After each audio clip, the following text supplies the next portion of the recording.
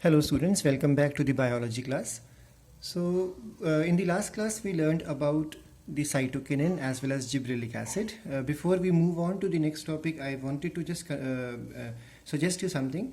I have found in the last assignment which I was checking in the previous day, I found students are writing the functions in the form of characters.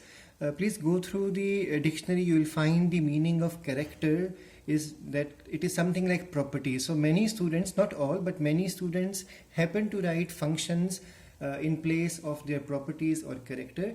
Character means the qualities. So these are the qualities of the plant hormones. I have mentioned here three. If you check your help books, you may find more qualities or properties or characteristics of the plant hormone. So in the last class, even I asked a question regarding which of the auxin is both artificial as well as natural. It was plainly mentioned in the register or in the PDF of the notes pages, but there are students who are not watching the videos or not even bothered to go through the notes pages. It is clearly mentioned IBA or indole butyric acid or indole 3 butyric acid is both natural as well as artificial type of auxin. So we have covered auxin in the last class and we learned that PGRs are of two types, growth promoters and growth regulator. So in the last class we finished auxin, gibberellic acid and cytokinins, and today we are going to start with the growth regulator, which are of negative type. So in the last class we finished gibberellic acid. We learned that gibberellic acid was first discovered in Japan from the fungus called as Gibberella fujikuri, and then two other scientists are involved in its isolation and naming it as gibberellin. We learned the disease which is caused by Gibberella fujikuri is foolish seedling of rice or bakane disease.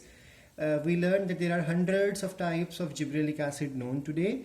They are of two types according to their number of carbons they carry, 19 number of carbon or 20. And then again they are of two types, bound and free. Free gibberellic acids are active and bound gibberellic acid are basically for storage. That means they are supposed to be like a reservoir for future to be used. The first gibberellic acid which was studied in detail is gibberellic acid 3, which is C19H26O6, and gibberellic acids are weakly acidic in nature. We learned that gibberellic acid is responsible for etiolation or what you call as elongation. That means the bolting effect in some plants. It is responsible for increasing the length of the sugar cane. So more the long internodes are, more would be the sugar content in the sugar cane. That means more economically it is beneficial for the farmers.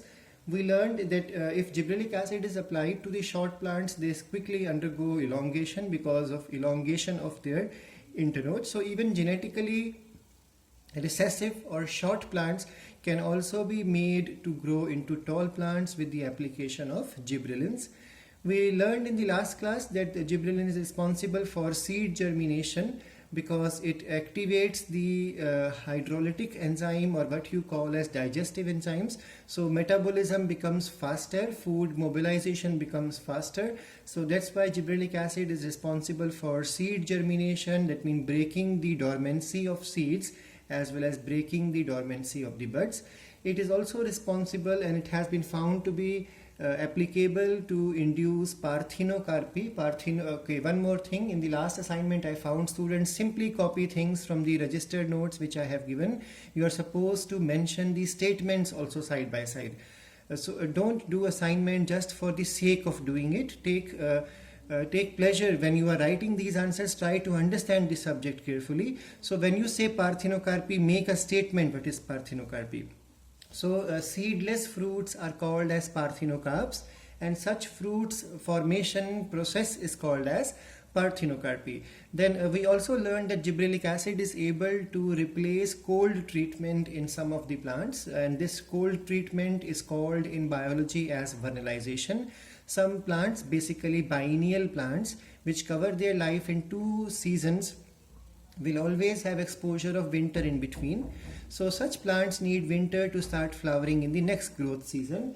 But it has been found that if these plants, instead of cold treatment, are exposed to gibberellic acid, they feel as if they have undergone already the cold treatment, and they start flowering in the first season itself. We also learned that gibberellic acid promotes flowering in the long day plants even in the wrong condition. That wrong condition means short day conditions. We learned that there is another hormone which is called as cytokinins, responsible basically for cell division. It's a basic hormone, and it was discovered by Miller, and it is the first natural cytokinin extracted is the zeatin, which is obtained from zea maize or maize grains. And there are different types of 18 cytokinins so far discovered. Cytokinins is responsible for cell division, organ formation. We learned that this quality is used in tissue culture.